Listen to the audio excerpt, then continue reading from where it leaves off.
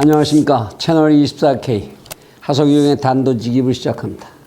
이 나라 국회가 그야말로 화살이 날아가는 속도로다가 열심히 참 일을 하는 모습을 보여주고 있습니다. 서민들의 집 없는 서름을 많이 도와준다고 해서 만들어진 부동산 3법이라는 걸 각 소위의 심의도 거치지 않고 결국은 다 각 분과위별로 의결을 끝내버렸습니다. 그것도 야당 의원들은 참여도 하지 않은 상태에서 기립 표결로다가 비밀 표결하면은 누구 하나라도 또 반대 나올까봐 기립 표결로 전부 통과를 시켰습니다. 이대로 그대로 가면 이제 본회의에서 법안으로 확정될 것은 거의 확정적인 것으로 보이죠. 그리고 공수처법, 그렇게 벼르던 공수처법도 또한 지금 헌법재판소에 재판이 계류 중인데도 불구하고 그냥 통과를 시켜버렸습니다. 지금 헌법재판소에 위헌 시비가 재판 계류 중인데도 불구하고 그것도 기다리지를 못해서 부랴부랴 그냥 통과를 시켜버렸습니다. 정광석화 같은 처리입니다. 이런 것을 놓고 지금 민주당에서는 일하는 국회라고 열심히 프랑카드를 여기저기 내걸고 선전을 하고 있는 중입니다.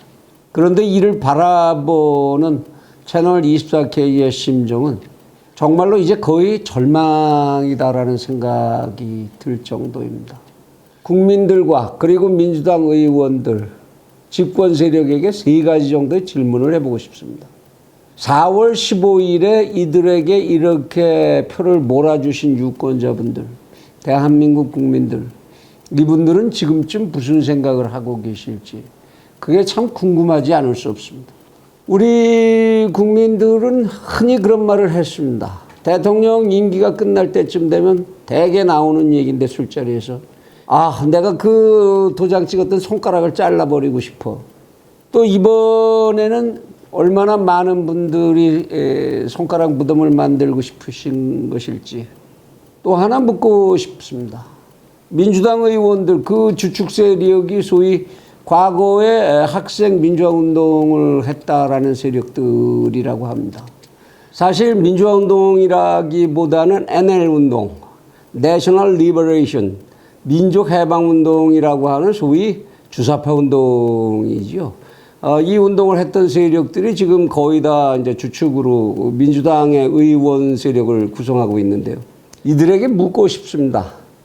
그대들이 학생운동을 할 때에 이상으로 했었던 소위 민족해방이라는 모습이 무엇이었는지, 또는 민주화운동을 했었다고 할 때에 민주화된 대한민국이라는 것은 어떤 모습이었는지, 오늘 그대들이 보여주고 있는 이 모습이 바로 그것이었는지, 정말로 그렇게 생각하는지, 지금 당시의 민주화운동을 앞장서서 정말로 결백하게 이끌었던 개훈재 선생이라든지 김근태 씨 같은 양반들이 지금 이 우리 대한민국의 모습을 본다면 그들이 무슨 말씀을 하고 싶을지 참 궁금합니다. 당신들께서는 어떻게 생각하십니까? 또 하나는 과연 이런 식으로 국회를 끌고 가고 그리고 정부를 끌고 가면 그동안에 당신들이 적폐라고 몰아세웠던 그 지난 정부의 모습과 과연 얼만큼 달라질 것인지, 그리고 당신들은 과연 이러한 모습을 언제까지 유지할 수 있다고 생각하는지 진심으로 묻고 싶습니다.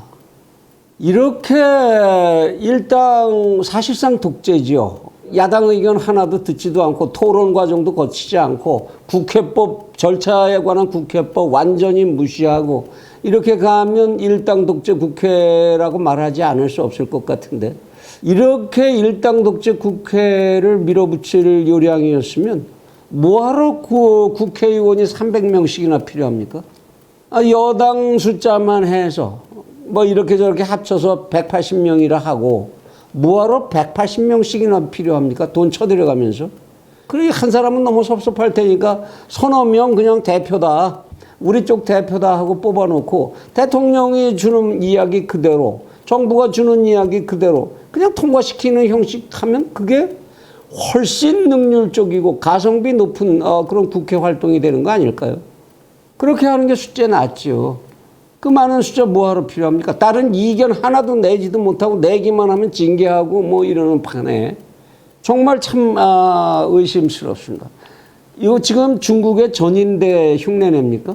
전국인민대표자회의 중국의 전인대 집행부에서 얘기해놓으면 전부 박수치고 통과시켜주고 뭐가 다르지요? 걸핏하면 국회의원들이 하는 얘기가 우리는 국민을 대표한다. 국민의 투표에 의해서 이 자리에 온 사람들이다. 당연히 우리는 국민을 대표한다. 이렇게 얘기합니다. 정말 당신들께서는 국민을 대표합니까? 국민을 위해서 전체 국민을 위해서 봉사하는 것이지 당신들 한 사람 한 사람들이 국민을 전부 대표한다고 어느 법률에도 표시되어 있지 않습니다.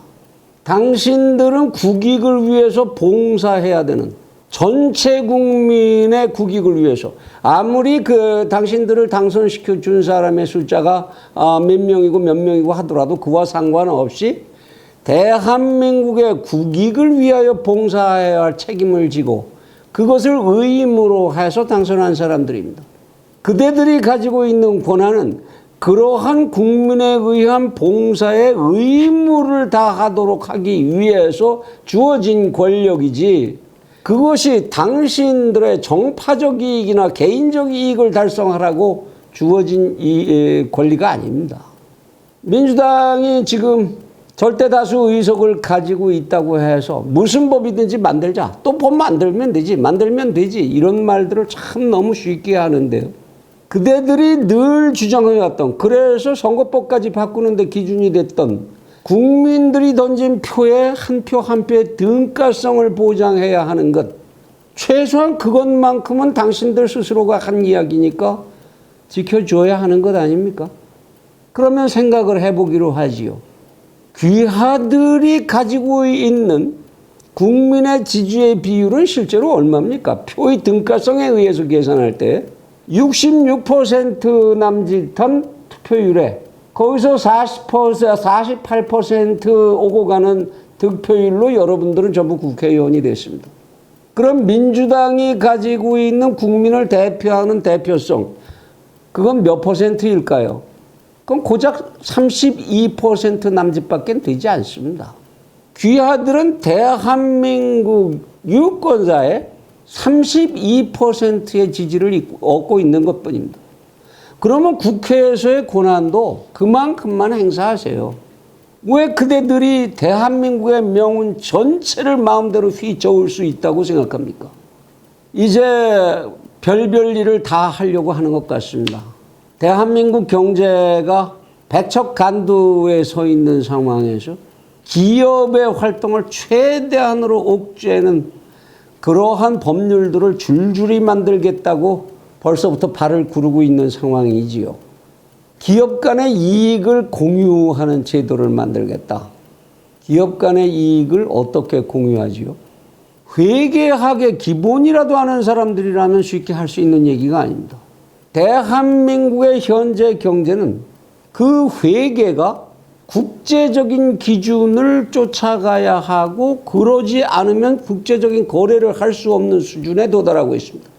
그런데 국제회계 기준에서 기업 간에 공유하는 이익, 그걸 회계 처리 어떻게 합니까? 그 결국 접대비밖에 되지 않아요. 기부금 아니면 접대비지요. 왜 기업의 자의에 의하지 아니하고 기부금과 접대를 국가에 의해서 강제로 주고받아야 합니까? 그렇게 하는 나라를 무슨 나라라고 그럽니까, 우리는? 그거 전체주의 국가지요. 게다가 요즘 나오는 얘기 보면 국가기업화 한다라는 말 쉽게 참 너무 많이 하는 것 같습니다.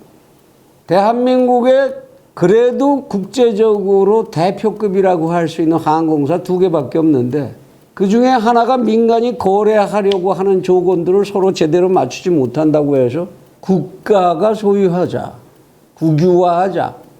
민주당 의원들 사이에서 이런 얘기가 나오고 있는 걸로 압니다.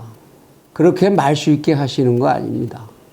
그래서 민간 기업을 전부 그렇게 국유화, 공유화로 가져가면 그 나라의 모습이 뭡니까?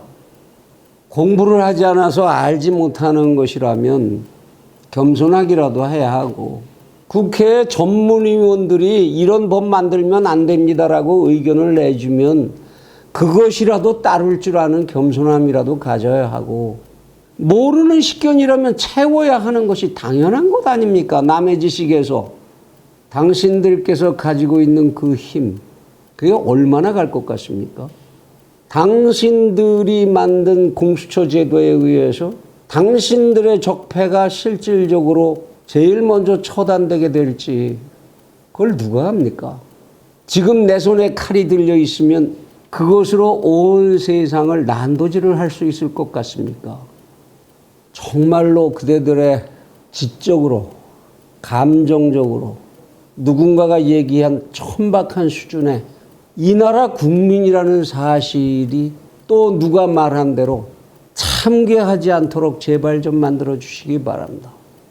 이제 코비드-19이 곧 해결이 되고 나면 대한민국 국민들은 또 전 세계로 그 모습을 드러내고 활동을 펼쳐가야 할 것입니다. 그 등 뒤에 있는 대한민국이라고 하는 국호가 부디 자랑스러울 수 있도록 제발 신경 좀 써주십시오.